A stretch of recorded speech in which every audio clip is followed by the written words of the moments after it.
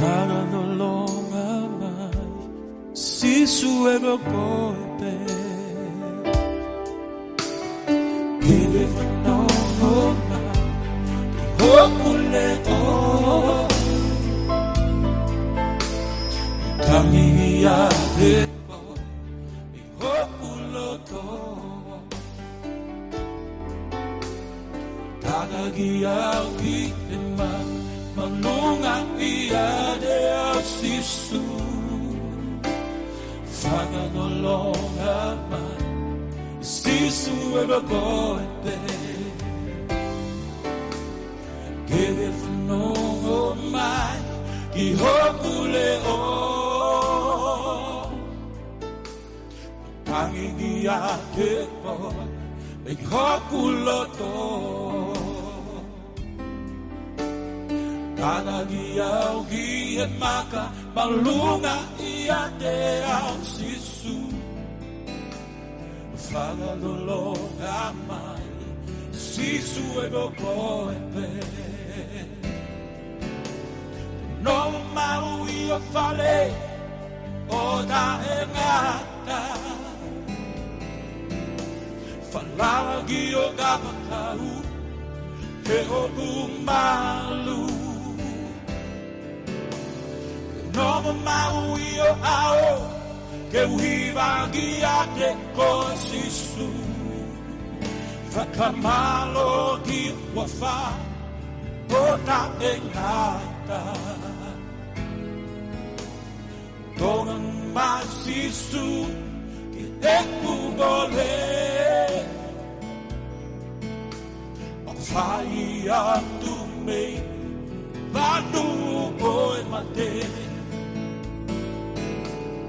He o be sisu Na ake mate Ke uhuia E uhia kotope No mau ia fale O na e ngata Falalagi o ngakau He o kumalu No mau ia ao Ke uhiwagi a te kosisu Whakamalo ki wafa O ta e ngata Ike whanongo mai Ki hokule o Tukangi ia te koi Me hokulo to Tadagi au gi he maka Maulunga gi a te au sisu Faga no longa mai Sisu ego kope No mau ia fale O na e ngata Falalagi o kabakau He o kumalu No mau ia ao Ke uhiwagi a te kosisu Whakamalo ki wafa O ta e ngata No mau ia fale O ta e ngata Whanalagi o kabakau He o kumalu No mau ia ao Ke uhiwagi a te kosisu Whakamalo ki wafa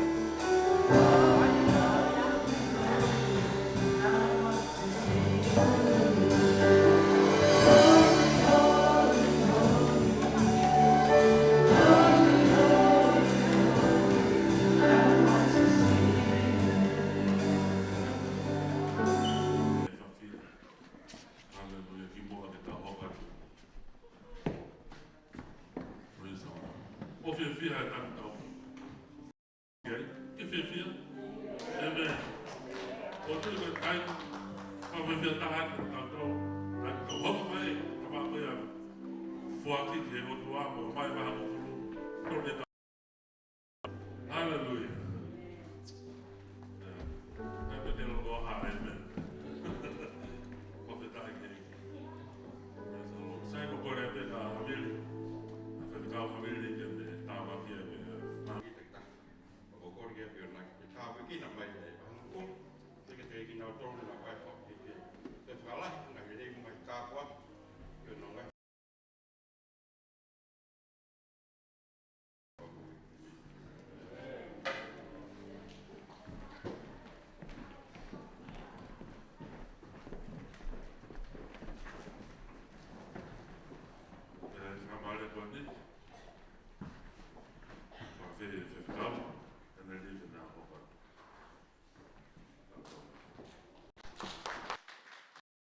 Praise the Lord.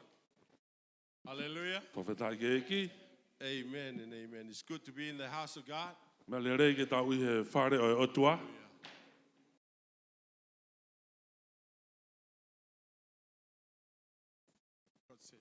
Chairs in there.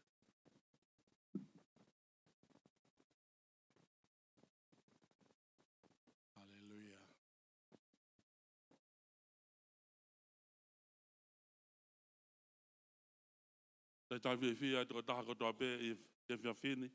Praise the Lord, and especially we welcome our guest speaker for tonight.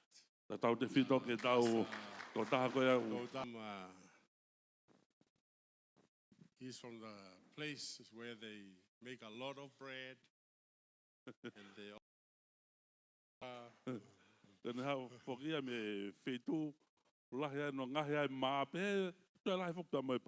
Hallelujah. Praise the Lord.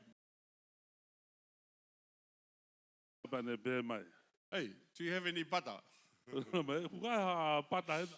I said, no, only lapa.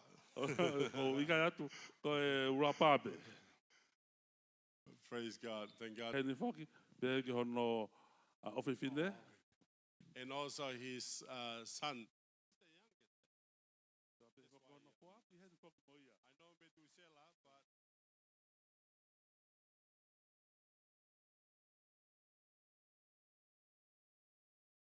YouTube. Praise the Lord. Welcome to them. Amen. Praise the Lord. And also we are going to be going back to Tonga. And Paul, you're going to Tonga too. Oh.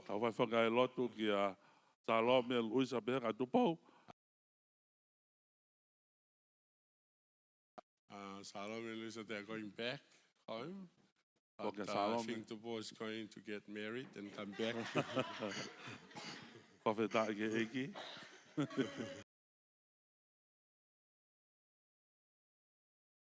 Mea mai ki moani. Thank you for coming and hallelujah. And you always have a place for fellowship. Amen. Whakamaro ti mo tolo ko mo.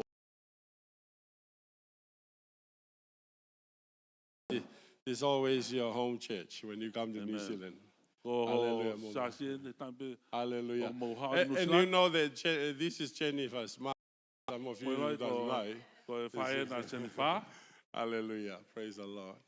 Let's just pray. Stretch out your hand. Ma mo ni ma tau lotu ni na to. Hallelujah. Au ilo anga e wholau, tau whanonga ngai mea lahi hoko I tonga, kai whakawhetai beko e iki. Amen.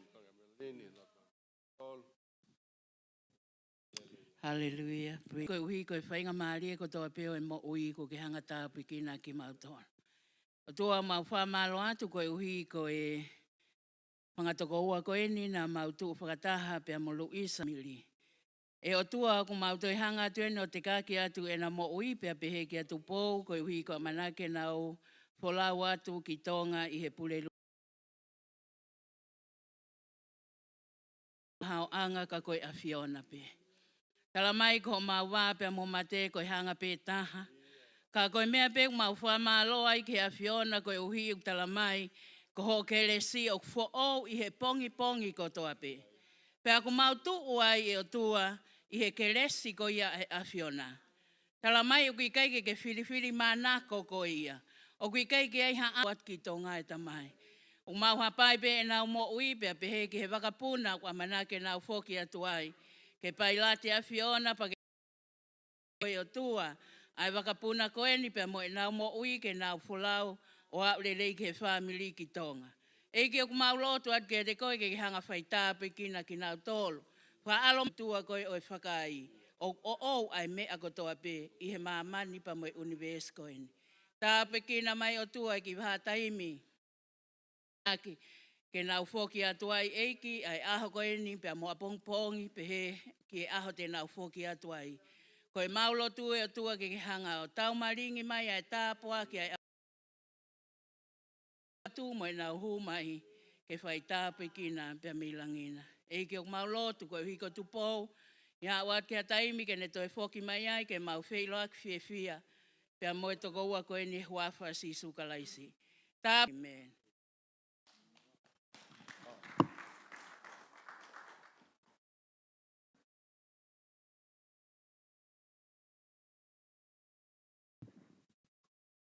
Praise the Lord. Hallelujah.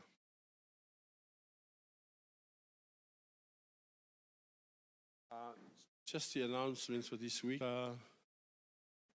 Avondale, Pastor Melanie and Pastor Avili's place. Hallelujah. Koe tau whanonga koe ke ni, koe tau akto tapu e whaka. Site. That's where Whakahi fo. you go on Wednesday, 7 p.m. Ai a ka pule lulu I e fitu e fiafi. And also A pe whaki mangere, ki api place, koia o Faifekau 7 Toutai p.m. I e fitu e Hallelujah. fiafi. And also those from South Auckland, over at Aki saute, ko api koia o Andrew, mono hoa, whai ai ai akto tapu I e rea Whakabritania. so there. I hope you guys are enjoying it. O whanonga ke ngai ako lere iai, pe ako tuipe aku mau enjoy e ako ko ia. Because of the rice, the cocoa rice. Amanaki pe ko aru kai ko hi ko mea kai ko ia koko That ko ia se. Liane make and that Otai says he makes. All right. Amen. Hey, Bo, eh? Praise the Lord. Just for only the word of God. Amen. Praise the Lord. Here for a funeral. Mana tu whaki a mere ku ne ala tu gasleri a ko i ko putu. So please pray for her as well. Kore ka timo ta. Probably the only announcement for this week.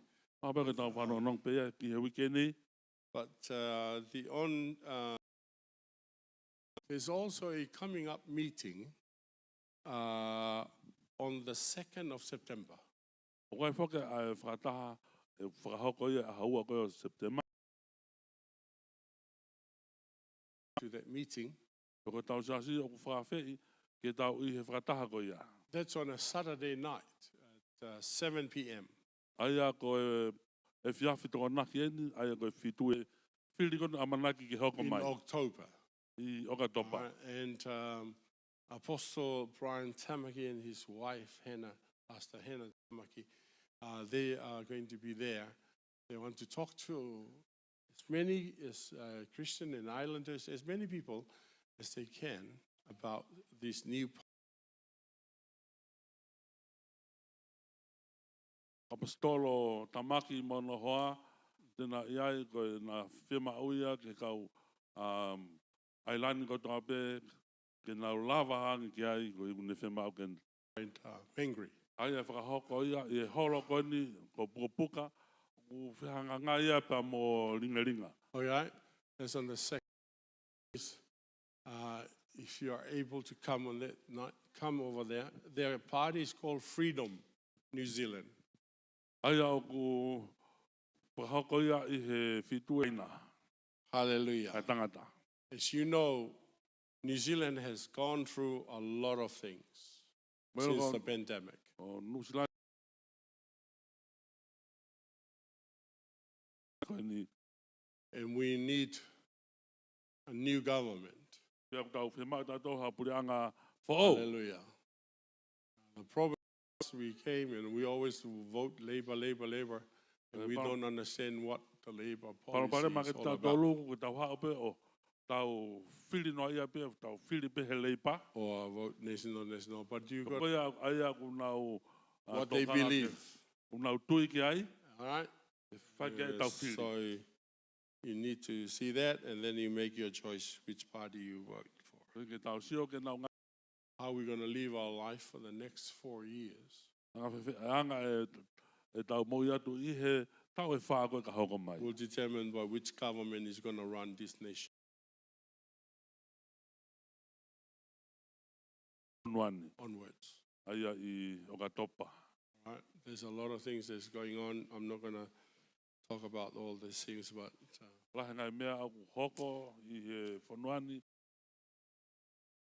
to say that we need a new government. And we need God's people to be in parliament. When the righteous rule, the wicked rule, people suffer. And the nation is cursed.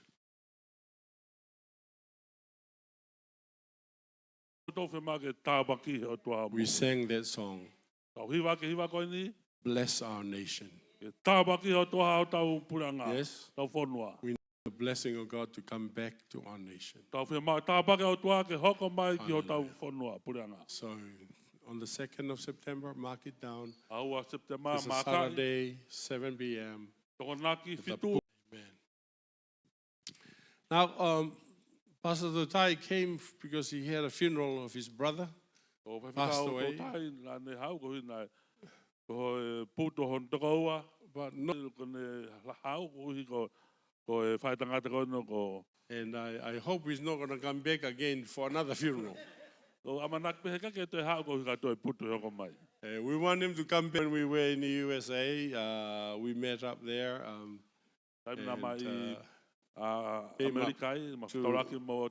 Came up all the way to Solid over there. It's a famous restaurant in Salina called Sakura.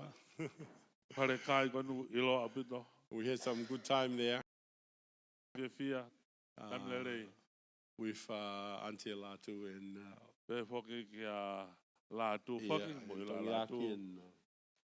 and also praise the Lord. So I didn't anticipate that he will be here again, but again, you know, We can't control some of these things. Amen. Hallelujah. And also in this week he will be going back home to San Jose. Yeah,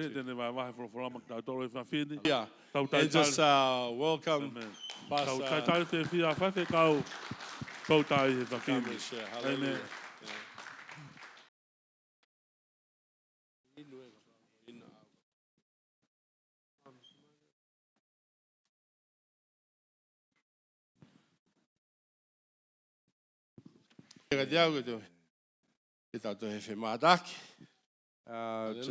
Just like the pastor just mentioned that I'll be here not for another funeral, but we all know there is Hange ko me na lave ki ai fra mo be e ka ke to ha ko hi ko putu ka hange ko lau ka fola ai palani ko ai tangata ta ku lahi ai ne ngahi palani, but my purpose will prevail. ka ko ta mua ko o tua Hear from the word about that. be a te mawai vahe e fola o tua fela vi me ka venga ko ya. So thank you to my be here in your pulpit. Famalo ai be ko hi ko famali e ko to tuku mai mo ko ke wi he ni ai I tunga malanga a ko ni. And then also the board of deacons. Taki ve ki ai hoa neti ai fu fi la ha wito ta pa ki ai tau fa fitai mo tau humo fa I see the musicians. O vakaya tu ki he kau ta mea. Yeah, it was great. Eh. Amen. Yeah. That's why that we feel at home Tau lata be yapi. in His presence. Pe tau lata I hono loto lotonga ko ia otu. Amen. And also, Pastor mentioned, I'm here with my daughter.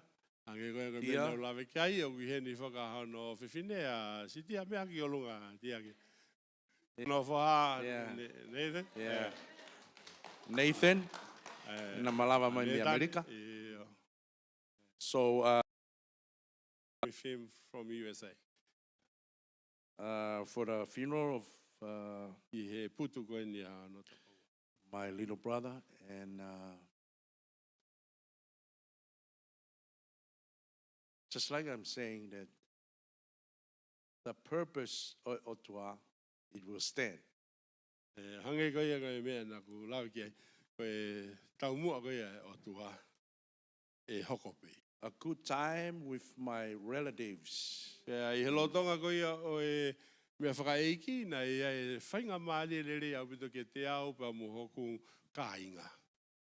For the first time, Ake e mau vai. both family, the Tofohe and the Talakai. I he ongo family loa he ta whaki ko ia e whae pa mo ta mai e ta whae Tofohe pa mo e tala. Accidentally happened to me, but I know for sure that His purpose was. Ta kono mo ni ko e tau mua ko ia o toa mo ne pala ni ko bawe ke tu mau ia, ke hokope ia. I was able to speak in that funeral, in that night. Whainga maari ai peke te au ke u malanga I he mea whaiki ko ini, he po ko ia. And all our relatives, they know me before. Because I was here, I stayed here for 13 years before I moved out to the States. He nā wiheni au ia I New Zealand, nā ngofonua au ia I heni, he tau ia ta hatolu pau toki hiki. With them, they still like, looking back for, my past. Pea ne ngoko wao wheluaki mo ki nā tolu heni. Ka kunau ke? Yeah, I was speaking there, and then after my preaching, we come outside. Nā ku malanga ai, pea hile malanga ko humai ki toa. All my relatives.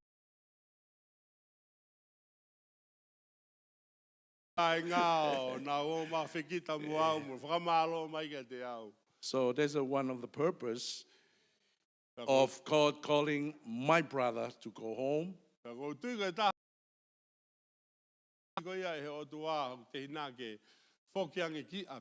For me to pass that message to my relatives.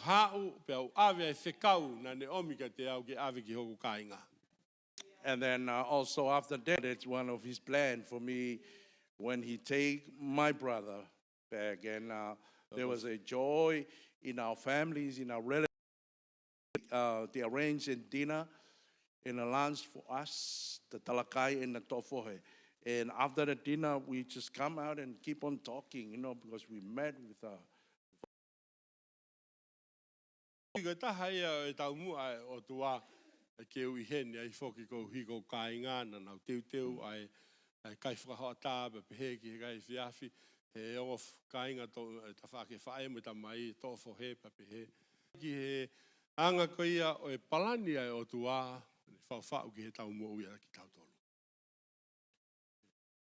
So I'm going to share from the word, the book of Proverbs, chapter number 19 and verses 21. It says, many are the plans in a person's heart, but it is the Lord's purpose that prevails.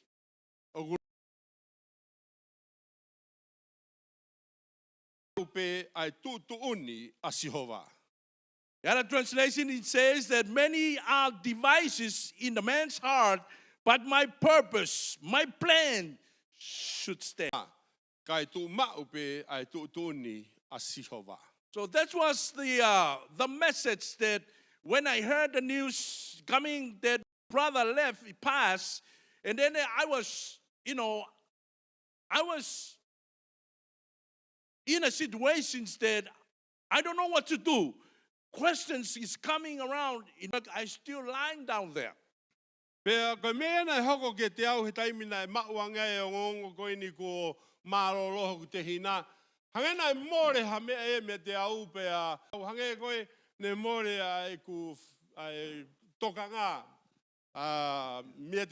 But I thank God that word, I turn into God and I start to praying and asking these questions to Him.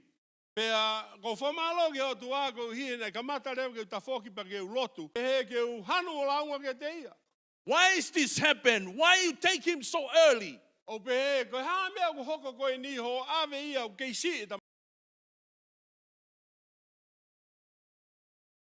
That he's gonna give me.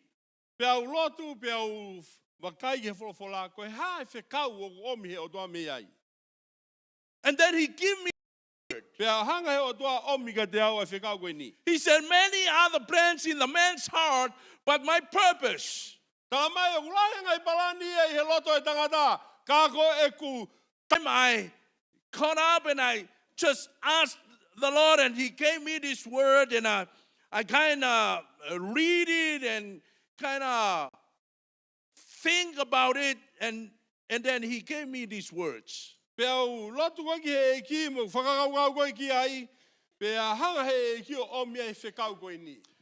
Immediately, God says to me, this is the message. I want you to go over there to the funeral and tell the relatives, my purpose.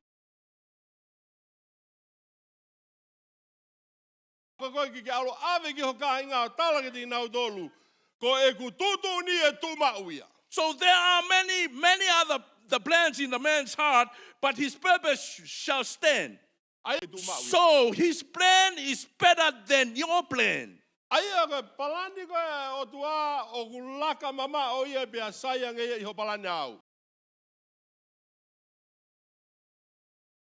You plan and you choose what sort of houses you want to live in. You plan what sort of car you want to drive. You're going to have. What kind of husband you want to have. It's all good. Lelei ko toa pe ngai palani. And it is good for you to have a plan. Peka me lelei pe ka te koe ke iai hao palani. Because if you don't have a plan, you plan to fail. Ko to. But the Bible says, my plan, my purpose will prevail. Ka tala mai e wala heni, ko tutuni o tua ene palani mene tau mua e tu mau pe ia. And I asked the Lord, what you mean about your tutuni or your purpose? O hinga ki ho tutuni pe ko tau mua. And God gave me this word, the book of Isaiah chapter Isaiah, vahe ono no. 46. O vahe ono, fa ono kadak. Verse 8, 9, and 10. This is what the purpose means. Ko tau mua, ko hinga ini o tau mua. This is the plan of God means. Pe ko hinga ini ai palani, pe ko tutuni ai o tua. He says, remember this long ago. Tamai rewa wala heni, manatu e meani. Pe whakaha, ko kau tangata ki mo tolu. Toi manatu ki ai, aki mo tolu e kaunga hala. I am God and there is no other. He ko au ko o tua, pe o kui kai ha taha kehe. I am God and there is none like me. Ko au ko o tua, pe o kui kai ha tako taha e tatau mo au. Sometimes and I will think about, God says, I am God and there is no other. Tai me uta whakakau atai ki ai. There is none like me. Pe ko au ko o tua, o kui kai ke te hau tatau. We all know that God is no one like him because he created the world. Ta o si lave ko toa pe ko o tua, o kui kai ke te hau. Different. Pe o pehere wa ke egi, ko ha o hinga o makehe ai ko e ia. And he said, read on. Pe o tala pe tama e ia. Verse number 10. Pe se no ko fulu. I make known the end from the beginning. Ke whakaha ai iku anga, mehe kamata anga. That's why I'm saying, I am a God, I make known the end from the beginning. From ancient times, what is still to come, I am different. I tell the end from the beginning. Verse number 11, my purpose will stand.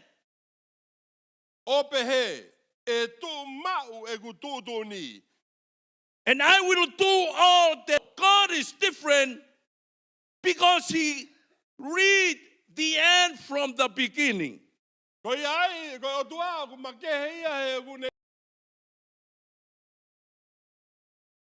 Read from the beginning and we go to the end. But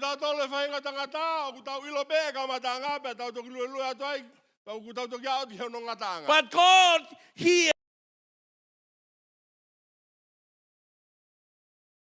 finished and then he began.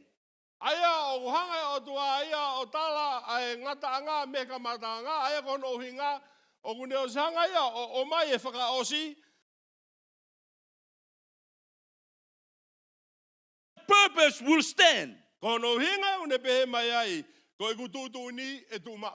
So it is better for us to discover what is planned for us so we can put our plan to him. Because we plan to the future, but we do not know what's going to happen.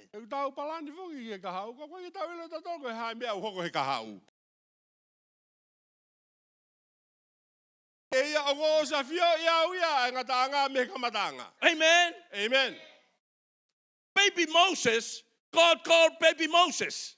Hide him, make a boat, and hide him in the river.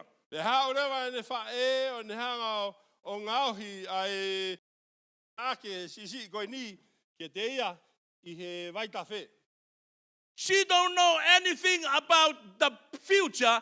He don't know nothing about God's plan for Moses. Pharaoh's daughter come and saw this little baby. And he lift him up and he said to one of the Pe hau lewa e o fefine whero ne mao e pepe pa ne tohak pa ne talang lewa. A veni ki hataha ki ne tauhi maaku. Ai pepe ko ini. But we see, start to clear that we see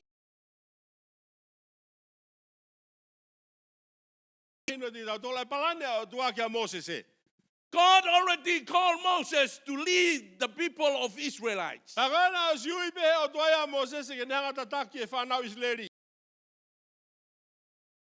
To take care of little baby Moses.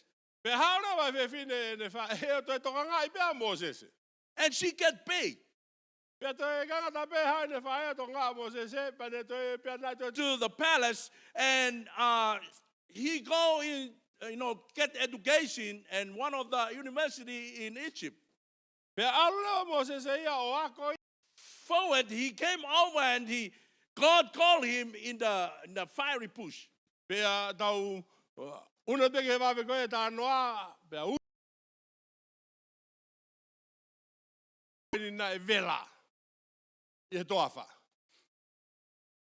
then he had the plan for Moses, his purpose for Moses.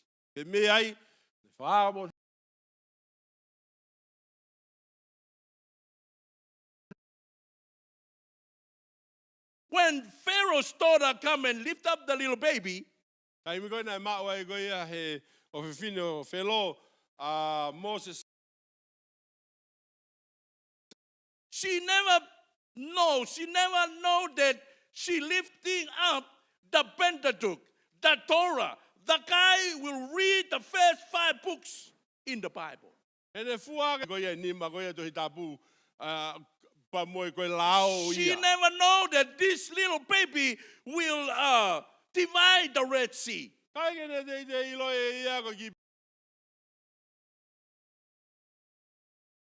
But know about him. But God said, my purpose will stand.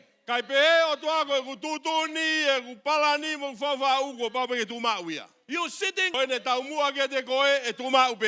Might be if you can go and evaluate how you live, and you come around here and finally that you know God, that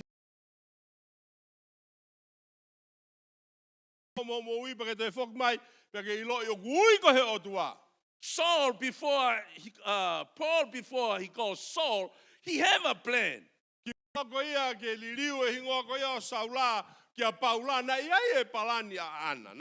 have a plan to destroy the Christian.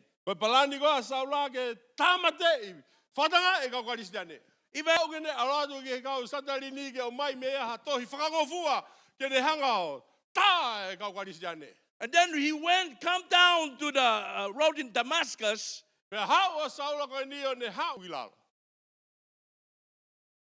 And God told him to Ananias,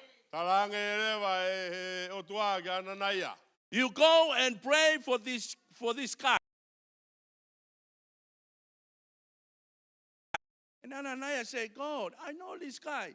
He's a murderer. He trying to destroy everybody.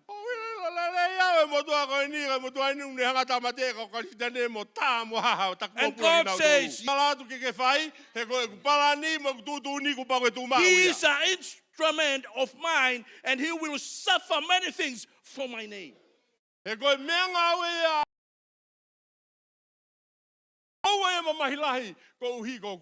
My purpose will stand. So whatever our plan is, we have to because he already established. He called and have his plan for you. And as for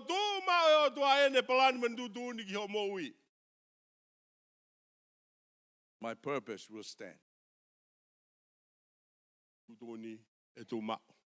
The Bible says that when Jesus came on to John the Baptist, he said, behold the Lamb was slain from the foundation of the world.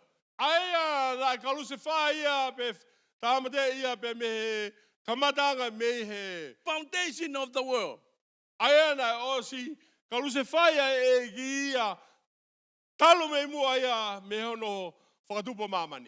No, that is where no, he was slain 2,000 years ago. Ka koe anga koe e tau whakakat whoki na tok pekia pe e ki me me he ua se ta e wafe ua hiri. But the Bible says that he was slain from. Toki ngahia mamani. So that's God's plan. Aia koe palani ni mo tutune au toa. That means that Jesus was died before he was born. Aia kon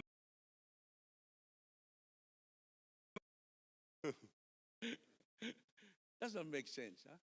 hange ko ui kai ke fu.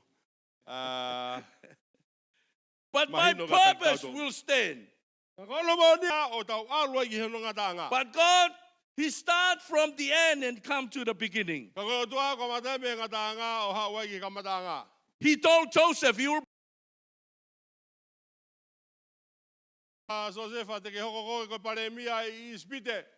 So Joseph in his life, he began in these people, they throw him in the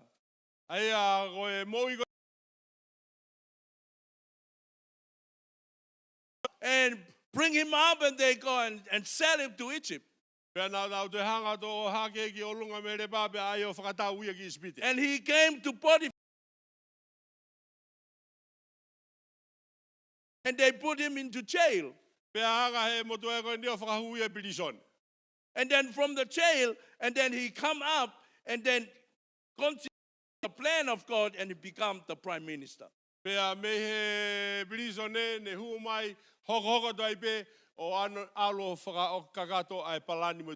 many things that we see that, but God says, my plan will stand. All we do, we just try to see and we know into our lives. There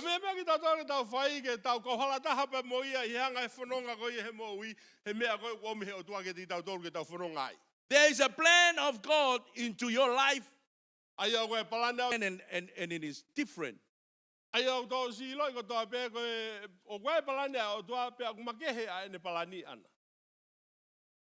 Might be he calls some of the pastors. Henry will be a minister.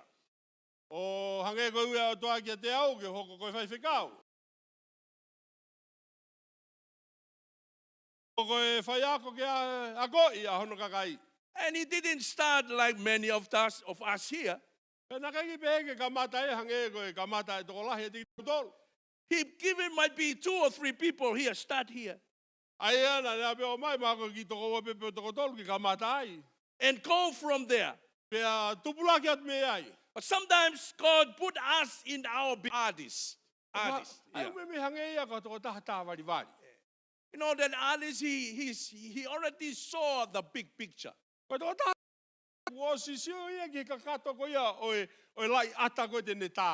he began and he wrote something. When we look at it, we're like, what are you doing? Big picture. And he do all his art and curving and all this stuff, and we finally saw.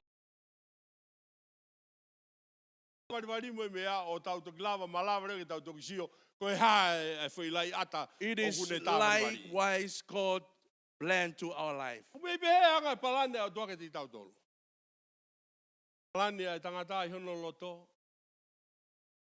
And God says, I will do whatever I want.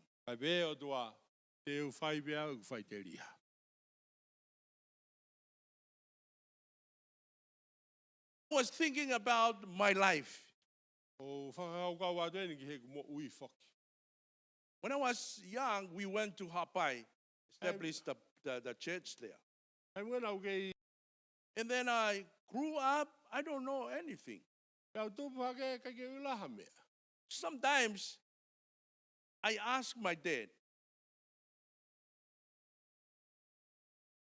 why are you always fasting?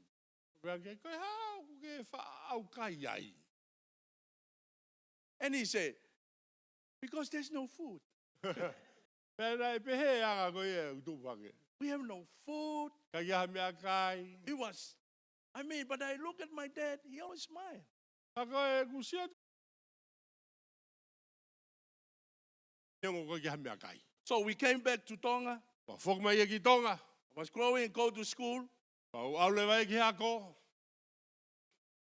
And it brought the bitterness in my heart.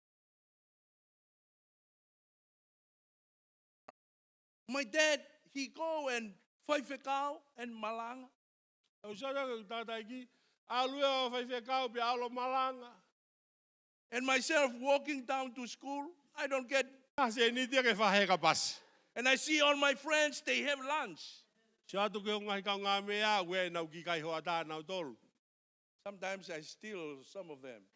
E tai me ni mo ko na he mo ui. And I promise I will never be a pastor like Pau palo Messi. Hey, ka now, get education and I got a good job and I got a good money. whakakau mo pa ni alu ako ma uma ngau le rei ma uma paanga pe osko ya ko nga palani. And one day, my dad had enough of me staying at home. If you're not going with me to church, you hit the other door there and you go. Tamai tamai. Foha. Ke hau ki alu mau ki he lotu. Pe matapa e huai alu ko me feitu ki alu no. I was so happy. Na aku fu fie au bito wi ai. I'm going. Alu. My dad say, come here. Tamai. How in for? You can go and you can.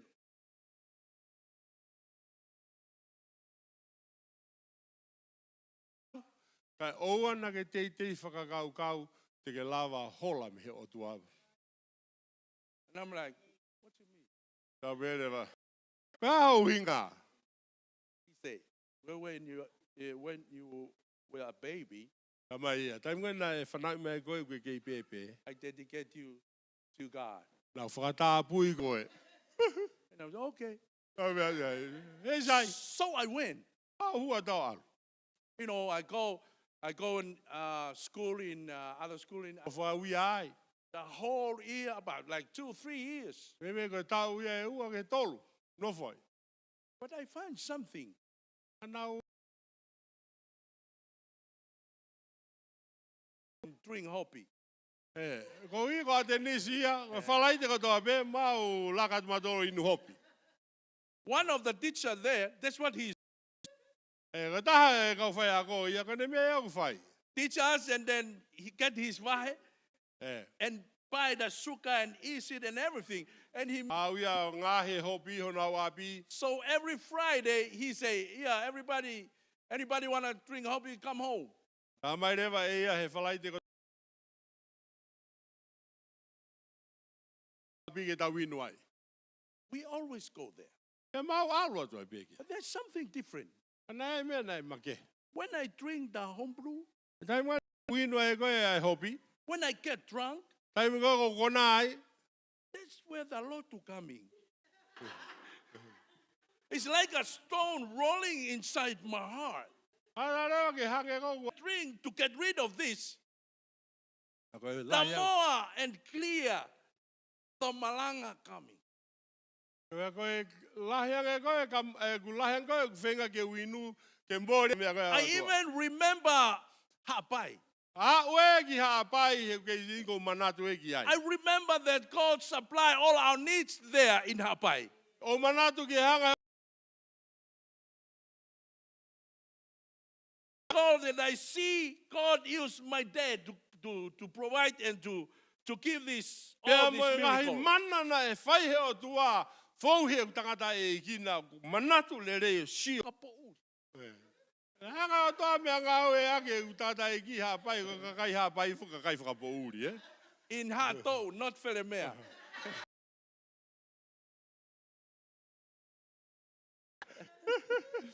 You know, we went there and they say, oh, what church is it? It's the Pentecost. And they start mocking, you know. They don't like, they hate the Pentecost. Ai na toko sa si hai na toko sa spende kosi. Si nau fehi a nau tolo si asi ko ni. But God used my dad to bring through his miracle. Kana hanga o toa mea ngau e ake tamai Waka mai ai mana ai otua. Tā mo me area. And one girl just dancing around, just come there and dancing. Penagi fe fine dahaya. Ha we ni a. And my dad said, you know the speaker? Areva uta mai to hake. My God, lea never his speaker. Hey, please don't do that. Don't mock. You not do it to us, you do it to God. Patonga nga uta mai da. O te fai me ko na, ko fai me ka mautol, ko fai ke hotua. Start dancing. Ka mata ke te talunga pe, ne fai me ne manuki ko ke malanga. And my dad said, okay, you dance forever. Ta le uta mai ai. Sai o taulunga pe na taulunga I pe o ta nga. Ke te tu ko talunga. And that's what happened. Yep. The parents came rushing to my house. Ha o mo matuana le le os mai ni ke mo wapi. Ai o mo matua ta hine. Hey, Faifekau, please, come. Calma aí. Faifekau. Tanga ta iki. Ka mena hoko. Oh, my girl never stopped. She's still dancing. Kau ta hine a kua mau ko pe ke tu ne talunga na ki talunga pe ia. And then my dad came and asked him. Fe u ha talunga. That's what happened. Ka mena hoko. And all these people was in the malanga. Ka kai ko tokan na himalanga. Na o mai o tare ki na ului. Na mai ke siasi. There's a lot of things happen there. La he ngai mana ia ngai mena me ngau ke ko nga ka kai favori ko hapa ie. Fere me ape.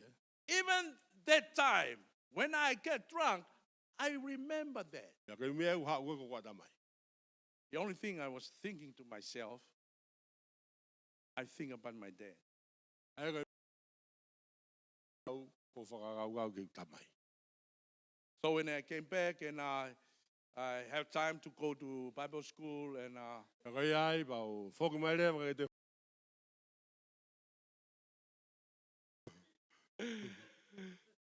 and now I'm pastor. Ko tai mini ko Faifekau. Whawhetai e ki. Amen. My plans shall be. Nai hoke te au ki tamai mo au. Talamahe o tua ko taumua ko pau ki tu mauia. Amen. Amen. That God called us, even here into this church, you belong in this fellowship. O gai whainga maari ka te tau tolu ki hui a tua ki tau moi na mo ki tau tolu koe ni siasko. O manatu he taim whamumui nā ku hene ai. And until I come today, I saw the musician. Hange ko tuki hao muke. There are different faces there. O wase matake hei a he kau tā mea koe ni. The only thing comes to my mind, Koe mea pe o ko hao koe ki he ku whakakau kau. his plan. Ko e ne palani, mo ne tūtūni. Mau pe ia. That's my challenge to you, church, tonight. Pōre ka te mo tō siasi e. Pōko ni. Many are the plans.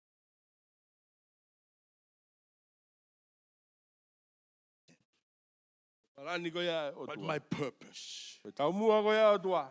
will stand. Ko pau pe ke tū mau ia.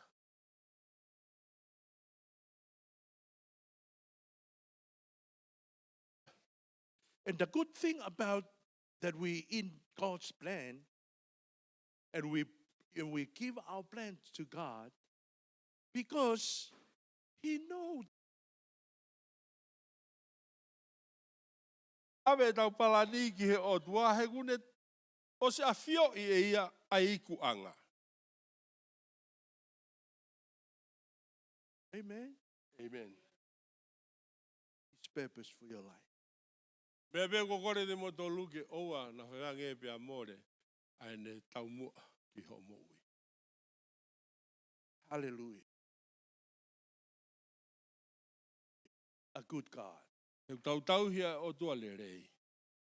He's looking for instrument. He's looking for people. He kune wakai mai o ne kumi. And fulfill his plan to our lives. Pea o tau monu ia. E tau hao ko ia. Whakakakate ne palani ke tau mohi. Many other plans. E kulahi anga he palani. A man's heart. I loto e tangata. But my plan, my purpose will stand. Ka koe tau mua o palani. E tū maupe. Take your small beginning. Ka mai he wholofola ke ua te mou riaki ai ka mata CCE. Is how I work. Ko hie koe ka mata CCE. Koe whaunga ngawe ai o tuape.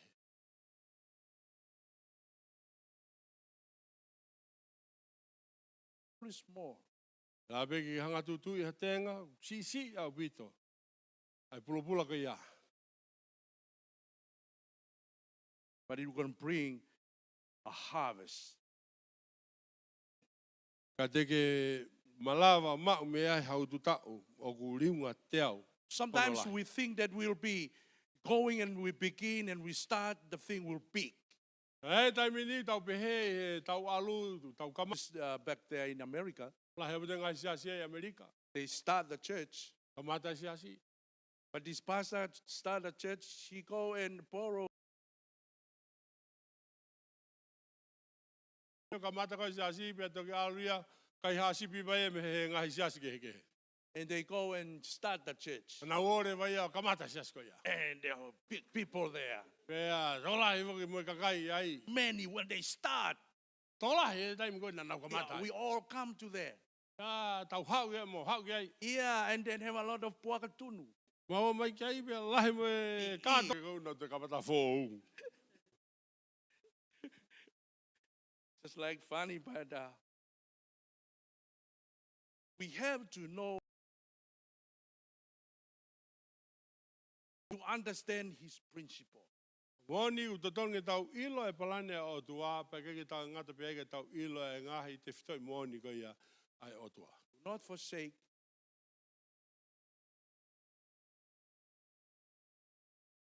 Sio lalo ki he kamata sisi. Because that time God train you. E koe taimi ko ia, o kua ko ia i koe he o tua. Train you to O ki lalo. Hallelujah. train you to obedience. A koe koe o tua ke maha lo to tango fua. Because he says in the Bible, if you faithful in the least, Tala mai he wholofola ke te ka pate ke whai to tonu he mea sisi. E a koe o tua ke mea kulahi ke whai to tonu ai. Hallelujah. amen. Amen. Sometimes people they just wait to be faithful when they got big. Ange ko na to ki whai to tonu me tai koe ke to kolahi ai. And they wait, if I win, I'll put all the tithe in. Pea pe, pa nau tari, o ka pate toki mau haku fo I loto te uhanga whaki e kwa ngāki he. But he never faithful in that money God gave him. Ua te o tua. You're faithful in the least, in the little, will determine how you be. God will promote you to be faithful in the least. Ka koho whai to tonu ko ia. Amen. Hallelujah. And Amen. it applies to all areas of our life. Ka me e koe ni o ku kāinga pe ia pa mo e tapa koto e tau moui. It's like the story of Job. Came and faced his life. Ngai mea koto kana ne whihanga ngai he ne moui. He was still faithful. Na e kei whai to tonu pe ia. I o tua. God already told him he's going to be the prime minister. Tangi o tua e koko e te hoko pare. See that the guy will promote him to the prime minister was in the prison. Ka koe o tua koe ne hanga haki a ki ia ki aluko pare miana e. Because the guy will promote him up there, he's in the prison. E ko hi ka mene alo e koe ki he pirisone, ko hi ka toko taha koe ia te ne hanga koe ia o a. I pirisone mo But ia. he was faithful Kana e whai to tonu e ne mo ui. all the way. Whai to tonu mau pe e ne mo. God promote him. Ia. Can apply to our lives. Sometimes we face difficulties in our walking with God. But don't forget,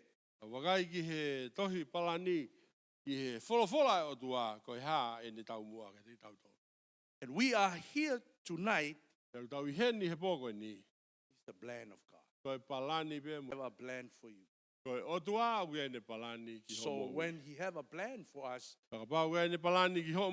we take courage. We take. I know the end from the beginning. At night, I meet with my cousins, my relatives. One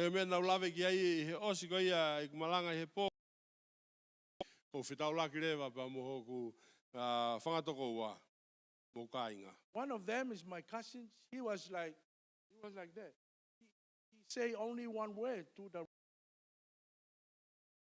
when we stay here. And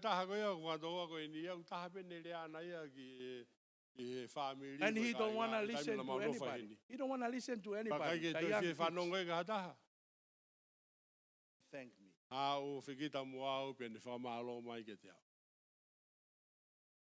So there was a plan. That's why God called my brother, God, to my other relatives.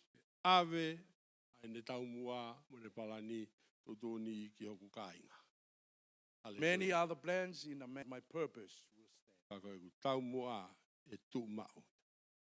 All we have to do, we just seek Him. Ask Him the question. God, what is your plan for me? The book of Jeremiah, he say, I know the plan for you. I don't want to miss it.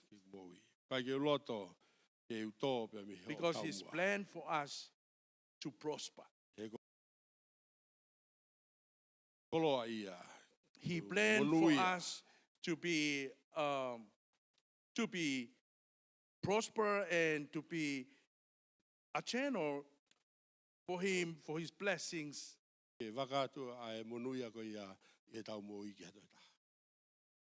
Hallelujah. May God bless you. Hallelujah.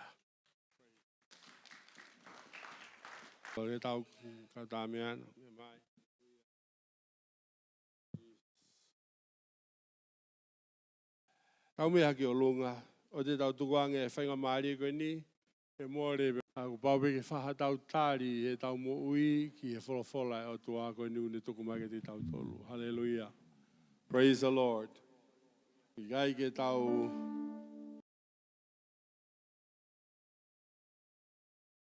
ilo i mea kau gai tau mua e o tua ke te tau tolu. Amen. There's a plan and a purpose of God for our life. Hallelujah. Amen. As we grew up in Havelu with Pastor Toutai over there with his father on the Sunday night evangelism night at church, and when he called for the one who responded that night to his preaching, to Pastor Toutai's father in that night. Hallelujah. I came and I gave my life on Saturday night, and then on Sunday night I came, and his Talakai was the one who was preaching. His father Talakai was preaching in that. And I know, yes, the story that he's telling about his dad, yes, God used him mightily, and there were many miracles. Hallelujah. And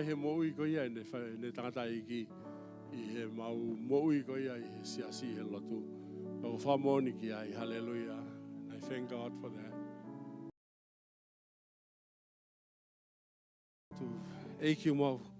Hangat gadi koi ko higa fola e poka ni sisu. Maulotu ia eki ko hike Alasi mamui. May your word touch our life for life. Hallelujah. Praise you, Jesus. Alamai kamaloto eki. O e tai tau mua e mau whanonga. Tu ke whapapau I he pōkoe ni eki. Ka kai ki mau tolu, tu ka te mau mui ke te koe ke whakahoko ai. E wafa sisklaisi.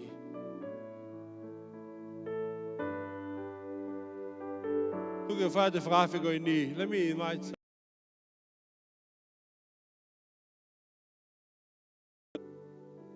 you want to have a purpose in your life. That God would lead you and to guide you. That you get God and purpose for your life. Hallelujah. Tu ka te whamari ko ni ka taha pe hene. Ke whamabau I. He komi ke ilo I he taka pasa I wholau. Tuku ke hoko ko hataha I e pōkoe ni koe pe he eiki. Koe ria te koe. Ta taki au. Whakakato ho tau muamo o pala ni ki te au. Hallelujah. Ka pākoe tō taha koe. I whemai lotu koe ia. Hikako ni mahi whitu ki. Hallelujah. If you're that person who want to raise your hand, thank God. Kamalo ke hiki ko ni mako hiki. Anyone else? Te ataha. Hallelujah. Whemau ke. Tu paha. Anyone here who wants? Whawhitai ke hiki ko ni mako hiki koe. Praise the Lord for those hands that are raised.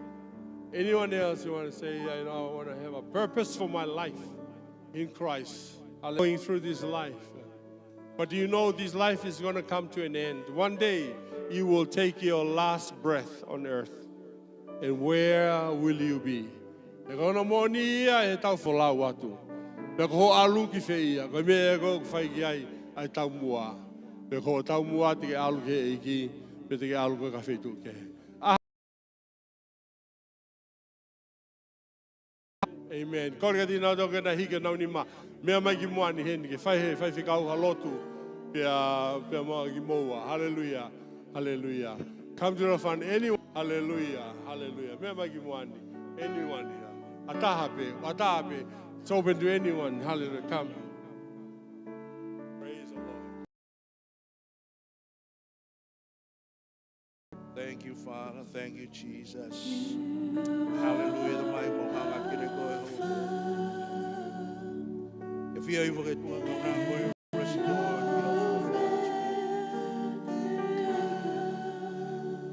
I don't know what is your plan, but she responded to the message tonight. In the mighty name of Jesus. He come forward. It's a sign of surrender, a sign of accepting your word. And your Bible says if someone, I don't know about any of that, but we listen loud and clear tonight that you know the end from the beginning. Purpose get there. I hope get there. I pray, Lord, that you reveal the mystery of God of we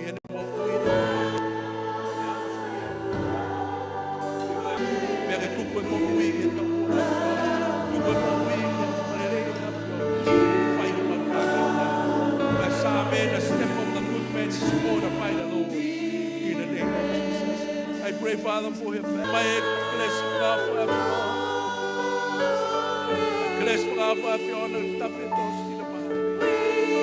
Hallelujah, hallelujah.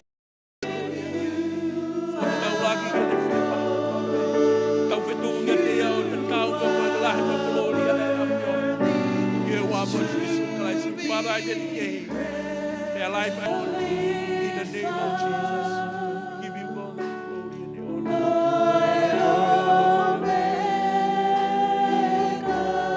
Father, in the name of Jesus, you respond. Here we have your life.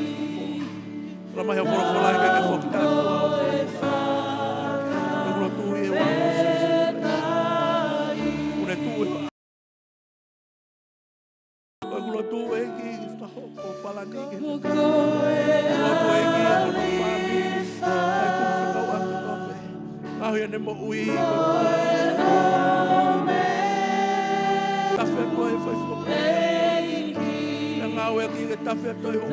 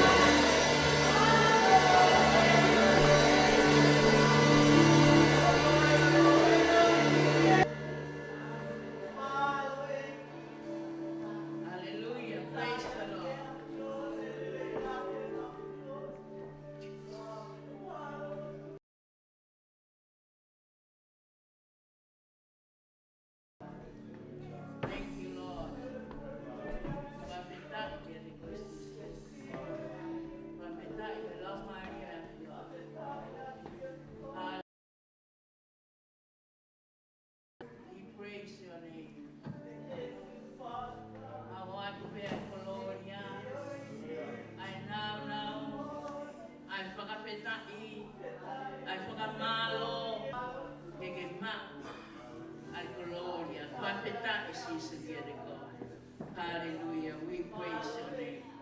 Thank you, Lord. Thank you, Jesus. Gloria dia de koe.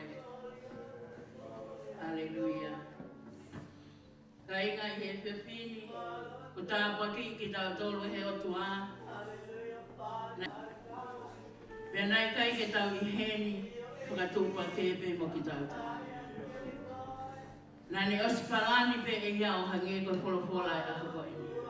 Os toka awhio I koe tangata pe a ki tau. Koe lau maari e ia o tua ko ne toka awhio I e ia. Ai ngata anga ka me ka ngata. Whakapeta.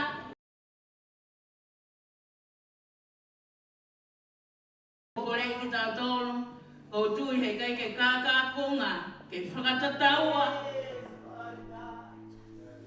Ai tahanga tāpaki a tangata e wā. Ke hao o mai ai wholofola o I whiako e. Whawheta. Whawheta.